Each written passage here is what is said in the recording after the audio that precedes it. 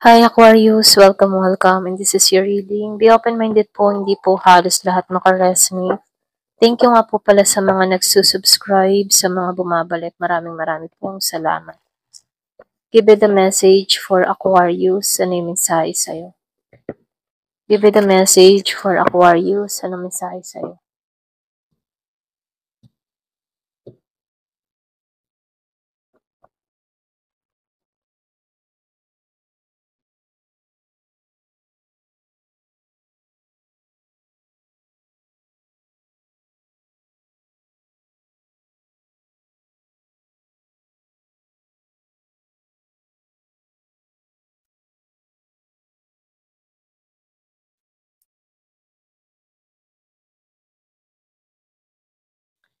Meron ako nakikita ditong tao na yung bang tipo na umaasam-asam to mga ibang bansa, umaasam-asam to na pagbabago. Ito lang yung naiisip niya para makaipon, yung makaalis ng bansa, okay?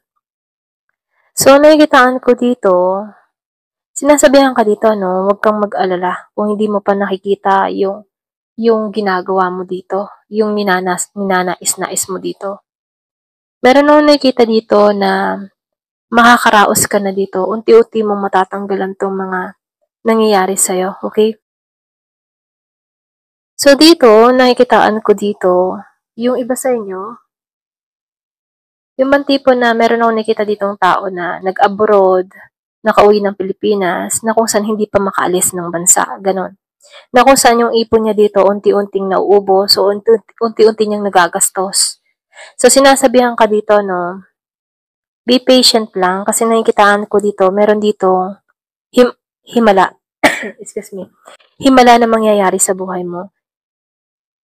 So, meron akong nakikita dito, nawawala ng pag-asa, feeling niya dito wala ng pagbabago, wala ng bagong simula, makakalis pa ba, mga ganun, no? Nakikita ko dito for travel, ano, kung ikaw ay nagbabalak mag-travel, yung iba sa inyo. So, sinasabihan ka dito, patient lang, makakaraos ka dito. Yung iba naman sa inyo, nakikitaan ko dito, meron kang mga problema pagdating sa financial mo. Yung iba sa inyo, meron kang napagkagastusan na kung saan ito yung umuubos sa pera mo, okay? So, sinasabihan ka dito, no, kailangan mo ditong baguhin yung routine mo, kailangan mo baguhin yung sarili mo, okay? So, kung ikaw yung tipo ng tao na magastos, maybe ka sa mga material na bagay, ito na yung time para bawas-bawasan mo na yung ganun, okay? Kasi nakikita ko dito, kung hindi mo to titigilan, ano, kung hindi mo ididisiplina yung sarili mo, pwede kang maubusan dito. Ito na yung mensahe, ano, na kung saan wala nang bagong simulang parating dito, okay? Kaya kailangan dito, matuto ka kung paano tipidin ito, matuto kang mag-ingat, magtipid, ganyan. So, meron akong nakikita dito na tao na nakaka-recover sa kanyang sitwasyon. Meron akong nakikita ditong betrayal na nangyari sa tao na to. Kung meron kang kadiling dito na Gemini, Aquarius, or Libra, no? Nakikitaan ko dito, unti-unti ka nang nakaka-moving on sa taong ito, unti-unti ka nang nakakahanap muli ng kapayapaan mo, unti-unti ka nang nakatatagpuan yung sarili mo. So, nakikitaan ko dito mahabang proseso din yung paghihilo mo sa sarili mo, okay? Yung iba sa inyo nakakatulog na ulit ng mahimbing, nagiging maayos na yung sitwasyon mo, nakaka-recover ka na rito, okay? O, so nakikitaan ko dito, no, merong miracle na mangyayari sa'yo, merong pagbabago na magaganap sa'yo. Yung akala mong wala nang parating na swerte o biyaya sa'yo, mali ka pala doon, okay? So, nagkakamali ka doon, ayan. Masasabi mo sa sarili mo na, ay, nagkakamali pala ako. Meron pa palang biyayang parating sa buhay ko. So, meron akong nakikitang malaking pag-asa. Okay, kaya dito, no, maging klaro ka sa mga kaisipan mo. The more na nag-iisip ka ng negatibo, ganun din yung ma-attract mo. Kaya dito, sinasabihan ka dito na panatilihing positive. Yung imposible, pwedeng maging posible sa buhay mo. So, narito yung will of power mo sa manifestation. Kaya dito, sinasabihan ka dito, dapat lagi kang positive. Kasi the more na negative ka, ito yung ma-attract mo, ito yung namamanifest mo. Kaya sinasabihan ka dito, panatilihing positibo. Okay? So, dito, ano nakikitaan ko dito, malakas naman yung intuition mo, malakas naman yung kutob-kutob mo, no? Susundin mo, nakikitaan ko dito, kaya mo naman balansehin ang lahat. pagdating sa problema. Nakikitaan ko dito matibay ang kalooban mo, matibay yung kaisipan mo. So, nakikitaan ko rin dito, aware ka naman sa mga nangyayari sa paligid mo. Okay? Maging sa ikikilos mo. So, dito hindi mo palang makita yung pagbabago dahil meron pang nangyayaring problema sa buhay mo or meron ka pang kinakaharap na pagsubok dito. Okay? So, nakikitaan ko dito, malalampasan mo ito. Ayan. So, dito, no, nakikitaan ko dito, pagdating sa financial, medyo nahihirapan ka talaga. Pwedeng na-stuck ka sa sitwasyon o pwedeng wala kang trabaho ngayon, okay? So, minsan may time na nalulungkot ka sa nangyayari sa buhay mo. Ramdam mo yung kawalan. So, minsan nawawalan ka ng pag-asa.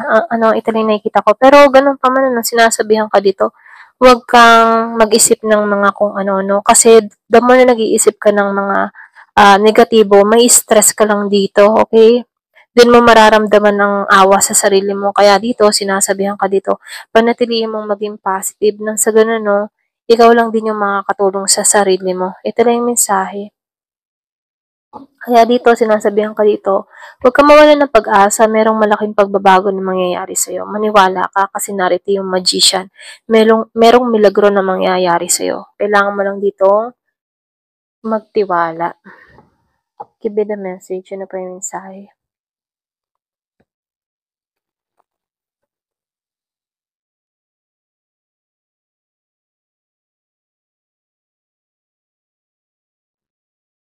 So, meron akong nakita ng tricks. Yung ba sa inyo, pwedeng kaya nawalan ka ng pera dito dahil merong na-scam sa'yo.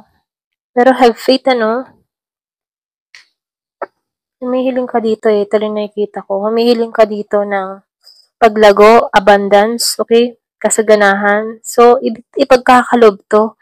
So, ito yung ipagkakalob sa'yo, no? Ito yung nag-iintay sa'yo. Okay? Manalig ka, magtiwala ka. Kasi may milagro mangyayari sa'yo. Kung umaasam ka dito ng mga ibang bansa, no? Ito yung naghihintay, oh. Meron ako nakikitang ibang bansa na kung saan, no?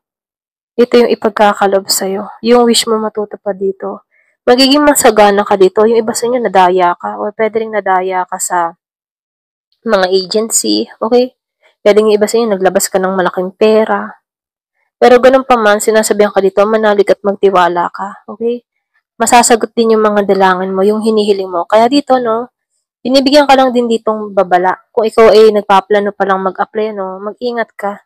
Okay? Lalo-lalo na sa mga agency. Okay? Alamin mong maigi kung totoong agency itong mga pag-a-applyan mo. Ayan, ito lang yung mensahe sa'yo, no? Kung nagbabala ka mag-travel. Give me the message. Ano pa yung mensahe?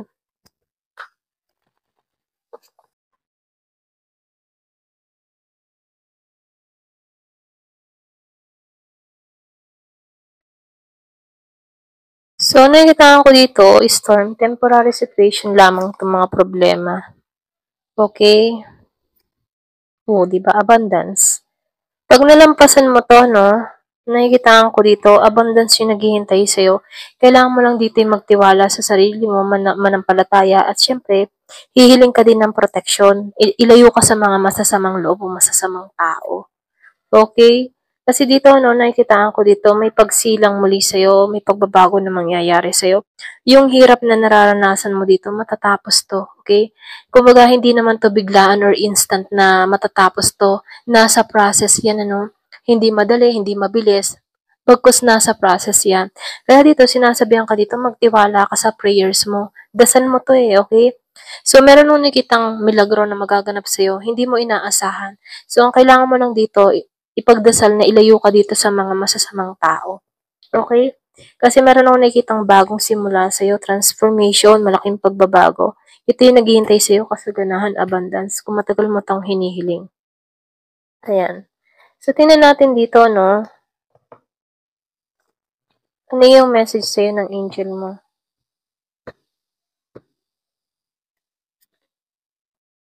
Meron ka ditong 3232. spiritual expansion. Yung nga sinabi ko kanina, magtiwala ka, manalangin ka, magdasal ka, okay? Your spiritual journey is expanding, embrace the learning and growth ahead. So, nakikitaan ko dito, may paglago na mangyayari sa'yo, magkakaroon ka ng pangunawa sa sitwasyon mo. So, dito, ginigising ka, okay? Ito na yung time para manalangin, magdasal. So, may calling to sa'yo. Ayan, kailangan mo lang dito ay magtiwala at faith sa taas. Ayan, ito lang yung mensahe po sa inyo. Thank you for watching. Love and peace.